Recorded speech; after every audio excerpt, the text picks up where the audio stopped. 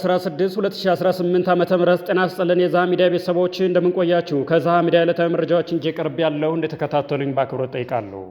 ወደ መረጃዎቹ እንለፍ። ጀርመን የኢትዮጵያን የሰላም ግንባታ ጥረትና ለፕሪቶሪያው ስምምነት ያላትን ድጋፍ በውጭ ጉዳይ ሚኒስትሯ በኩል አረጋገጠች።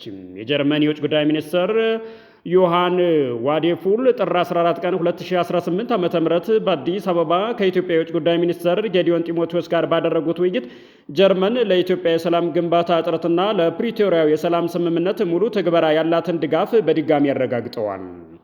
በአዲስ አበባ የሚገኘው የጀርመን ኤምባሲ ባወጣው መግለጫ ዋዴፉልና ጌዲዮን በጀርመንና ኢትዮጵያ መካከል ለ120 ዓመታት የዘለቀውን ዲፕሎማሲያዊ ግንኙነት ይበልጥ ለማጠናከር አስፈላጊ መሆኑን አጽንኦት ሰጥተው አመላክተዋል።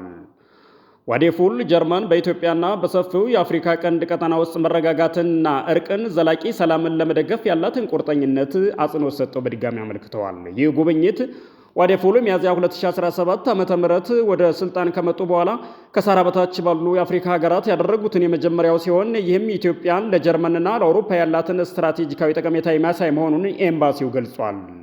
የጀርመን ኤምባሲ ለዛሃ ሚዲያ በላከው መግለጫ ዋዴፉል ከጠቅላይ ሚኒስትር አብይ አህመድ ጋር ውይይት ያደረጉ ሲሆን ሁለቱም ወገኖች በተለይም ኢትዮጵያ በአፍሪካ ቀንድ ሰላምና መረጋጋትን ለማስፈን የምትጫወተው ሚና በተመለከተ አጋርነታቸውን ይበልጥ ለማሳደግ መስማማታቸውን አመላክተዋል።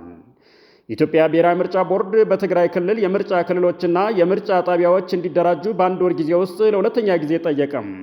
የኢትዮጵያ ምርጫ ቦርድ ግንቦት 24 2018 ዓ.ም ለሚካሄደው 7ኛው ሀገር አቀፍ ጠቅላይ ምርጫ ቅድመ ዝግጅት ይረዳ ዘንድ በትግራይ ክልል የምርጫ ክልልና የምርጫ ጣቢያ ጽህፈት ቤቶች እንዲደራጁ በአንድ ጊዜ ውስጥ ለሁለተኛ ጊዜ ለትግራይ ጊዜ አስተዳደር በይፋ ጥሪ አቀረበ። ለጊዜ አስተዳደሩ የተላከውና ለዛሃ ሚዲያ በተላከው ደብዳቤ መሰረት ቦርዱ በአሁኑ ወቅት በአገር አቀፍ ደረጃ ለሚካሄደው የምርጫ ሂደት የቅድመ ዝግጅት ስራዎች እያከናወነ መሆኑን አስታውቋል። ብሔራዊ ምርጫ ቦርድ ከዚህ ቀደም ታህሳስ 3 ቀን 2018 ዓ.ም በጻፈው ደብዳቤ ተመሳሳይ ጥያቄ ማቅረቡን አስታውሷል።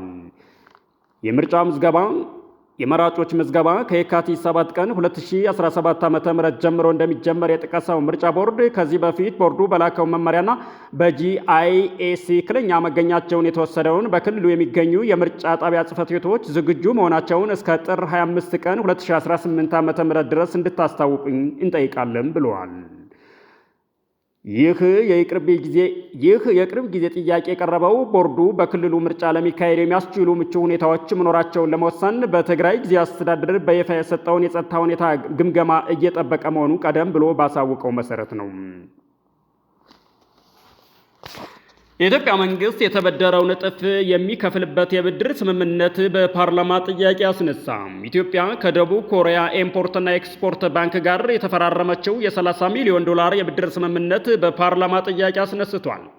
የህዝብ ተወካዮች ምክር ቤት 5ኛ ዓመት የሥራ ዘመን 9ኛ መደበኛ ስብሰባውን በትላንትናው ዕለት ማካሄዱ ይታወቃል። ምክር ቤቱ በዚህ ስብሰባው የጤና ተቋማትን አገልግሎትና ተደራሽነት ለማሻሻል ያግዛል ያለውን የብድር ስምምነት ለዝርዝር እይታ አመርቷል። ብድሩ ከደቡብ ኮሪያ ኤክስፖርት ኢምፖርት ባንክ የተገኘና መጠኑም $30 ሚሊዮን ሲሆን የብድር ስምምነቱ ከ40 ዓመታት ተከፍሎ የሚጠናቀቅ በመሆኑ በህዝብ ተወካዮች ምክር ቤት የመንግስት ረዳት ተጠሪ ሚኒስትር ዴኤታ መሰረት ኃይሌ ለአባላቱ አስረድተዋል።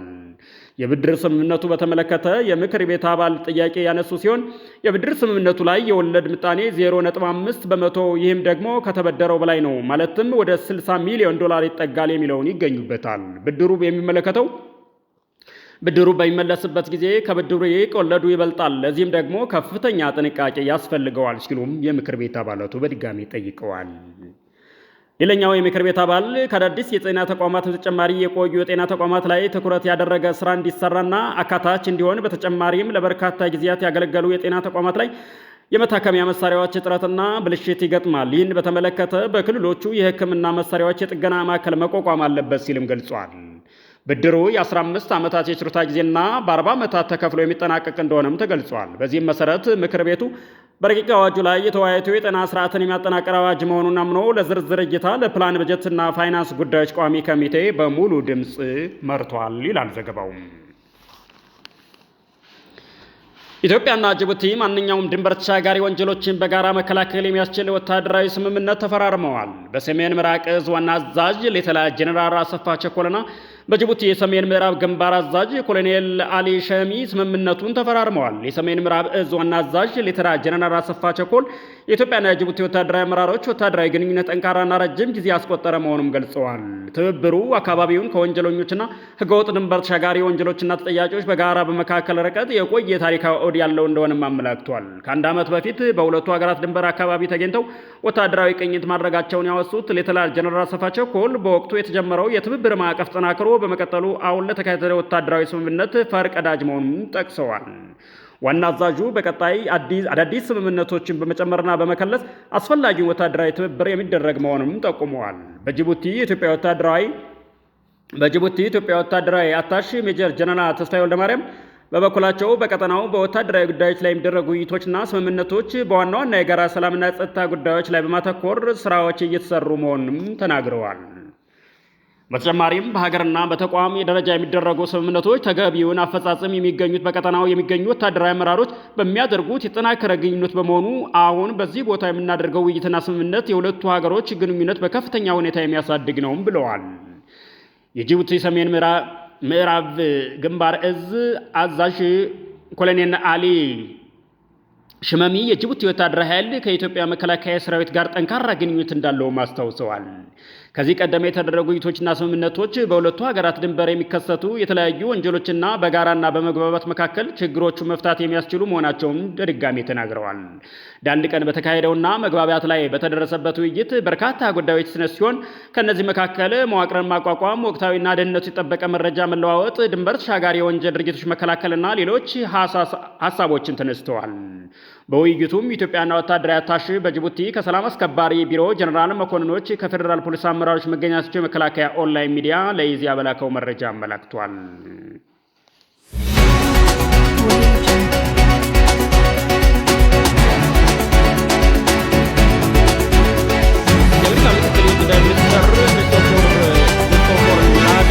በምስራቅ አፍሪካ የሚያደርጉት ጉብኝት አካል ወደ ሆነችው ኢትዮጵያ እንደሚያቀኑ የአሜሪካ የውጭ ጉዳይ ሚኒስትር መስሪያ ቤት አስታውቋል። ምክትል የውጭ ጉዳይ ሚኒስትሩ በጉዟቸው በግብፅ፣ ኬንያና ጅቡቲ ጉብኝት እንደሚያደርጉም ተገልጿል። የውጭ ጉዳይ መስሪያ ቤት ባወጣው መግለጫ መሰረት ለአንደው ወደ አዲስ አበባ የሚያቀኑት ከአሜሪካ የአፍሪካ እዝ አዛዥ ጀነራል ዳግቪን አርኤም አንደርሰን ጋር በመሆን ነውም ተብሏል። በአዲስ አበባ ቆይታቸው አሜሪካ ከኢትዮጵያ መንግስትና ከግል ዘርፉ ጋር ያላትን የንግድ ግንኙነት ይበልጥ ማሳደግ በሚቻልባቸው ዕድሎች ላይ በትኩረት እንደሚወያዩም ይጠበቃል።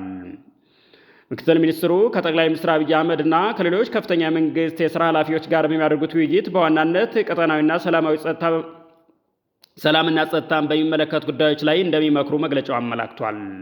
በተጨማሪም ከአፍሪካ ህብረት ኮሚሽን ሊቀመንበር መሐሙድ አሊ ዮሴፍ ጋር ተገናኝተው ሰላምን ማስፈን፣ የንግድ ትብብር ማስፋፋትና አህጉራዊ ሰብአዊ ቀውሶችን መፍታት በሚቻልባቸው የጋራ አጀንዳዎች ላይ ይወያያሉ ተብሎ ይገመታል።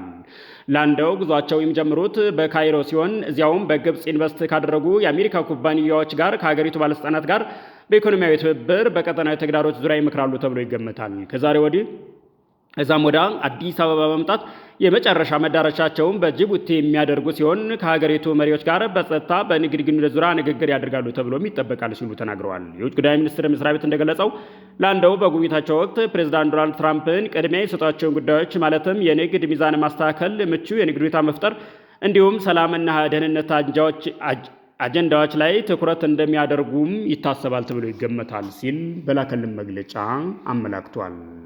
ስለተከታተላችሁ እያመሰገነ በእኛ በኩል